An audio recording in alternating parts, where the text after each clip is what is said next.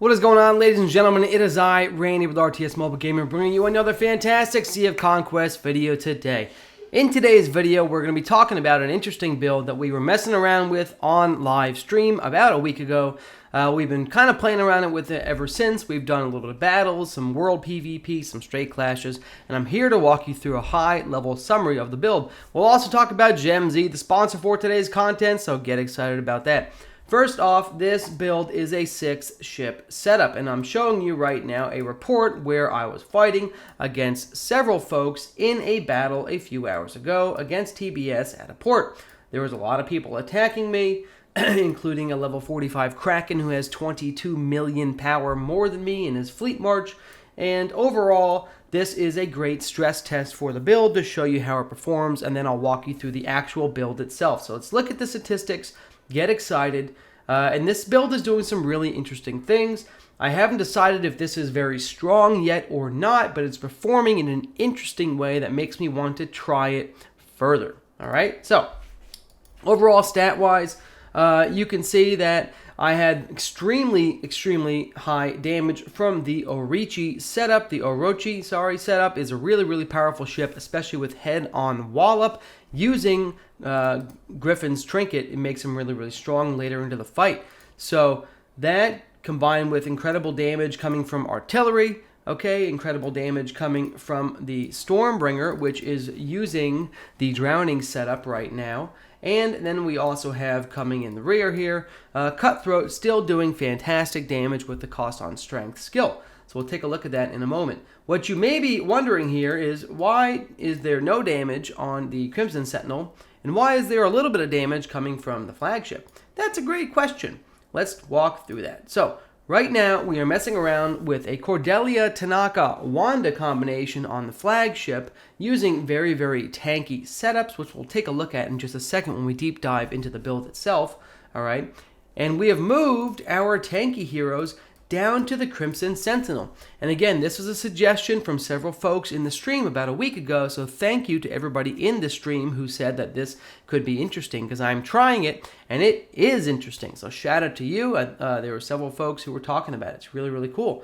Now, I've always liked having a bait ship on the side. In fact, my video from a couple days ago is literally about the best bait ship build.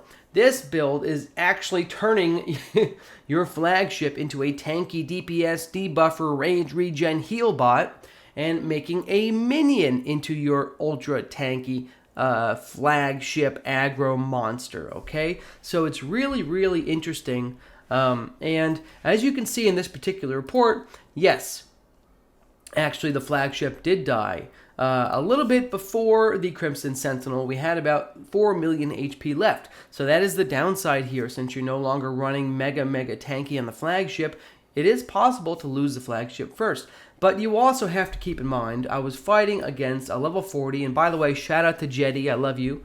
We were fighting against a level 40 here, and almost killed him. We were also being attacked by a 35, a 33, and a wailed out Kraken 45 who has 22 million power more than me. And if we look at his damage output, he kind of came in at the end, but he dropped millions of damage on me, AoE damage coming in hot here, okay, and that kind of burst from a Mega Kraken is just going to be enough to kill some of my ships with AoE fire, okay? Now let's talk really quick about GemZ, the sponsor for today's video. Sea of Conquest has added these fantastic growth fund packs to the game. They renew, I believe, every 2 weeks, and I could be mistaken, but I believe it's every 2 weeks they actually renew, and you can repurchase these growth funds. These growth funds have some of the best value in the game for getting gold, for getting speed ups, and for getting gems and conches. For example, the astrology fund is going to give you millions and millions of gold, an incredible amount of gems, an incredible amount of speed ups for stargazing, and then lots of astral essence to boot, okay, for only $20. You can get this $20 value from GemZ by purchasing the $100 packs of Gleamstones for only $85. Check the link in my description below for GemZ's Discord. Thank you for sponsoring today's content. Alright folks, the build itself looks like this. We have Cordelia Tanaka Wanda on the flagship running a Yamata set. The Yamata set is using attack on the figurehead and crit resist on the sails. This is going to give us we're using armor on the helm as well, but we could adjust this to attack if we wanted. This is going to give you an incredibly tanky ship that is not going to pull much aggro. So unless it gets hit by a wayward, Luna ult or something like that and gets a ton of aggro placed on it, it really is not going to be taking the most damage in this fleet. You also have incredible HP, solid armor, and the overall Yamata bonus, giving you a 6-second duration, okay, of 35% less damage taken when you take 5% of your HP and damage. That is incredible. From there, we are looking at the trinkets, okay? You can really put these elixir or the spyglass in whatever order you want. However, these are two of the best trinkets for this build. Tanaka's sword by itself is also amazing. This plus Tanaka by himself will allow him to do solid damage over the course of the fight. So let's keep a note of that. Into the actual Orochi itself. Now this is really interesting. I always have loved the Orochi. The head-on wallop combination is incredible. This head-on wallop skill combined with Delilah and Griffin's ultimate will allow you to trigger 2 Griffin ultimates very early in the fight. So you're going to trigger Delilah ultimate, 2 Griffin ultimates, and then a Molly ultimate, and you are going to shred the enemies with a disgusting amount of burst about 8 to 10 seconds into the fight. I highly recommend Blade of Freedom for this set because you have an incredible taunt ship on the bottom in the Crimson Sentinel. Crit damage on the figurehead is best in slot, and again, I highly advise Blade of Freedom to get the high impact, high attack, and crit damage stats. Stats on this ship look like this: over 100% crit rate, 290% crit damage, and I'm going to look at the gems in about 2 or 3 minutes here to show you what we're running. We're running an interesting combination of gems. Alright, and also, Griffin's Trinket. I don't have this thing maxed out, but this trinket is amazing even at only 4 Ascension. It's going to give you a crazy amount of damage bonuses. This is going to give you 65% strategic damage very quickly in the fight. This trinket pairs incredibly nicely with Head-on Wallop because Head-on Wallop is going to apply 5 additional strategic damage instances every time Delilah or Griffin pops an ultimate. That means also, 8 to 10 seconds into the fight, you will have Undying Oath with 3 or 4 of your 5 stacks. It's going to be really great. Into the Goddess Sajit. Now, this thing is a massive damage dealer. It also is going to pull a lot of aggro early in the fight before your bait ship can really take a bite of that apple. So I highly recommend 2-piece Fury. I want to see you with a sail and a helm, and then you can use 2-piece Guardian, Sacred Guardian set to get a lot of tankiness and high attack. You are going to want to run 2 crit trinkets if you're doing this, because you're going to have, well, I mean, I guess you could run 1 crit trinket, but I highly recommend 2 crit trinkets to get you in a very high crit scenario here. And overall, you're going to be very tanky because you're running 2-piece Guardian. You're getting HP bonus, you're getting armor, you're getting all these great things, okay?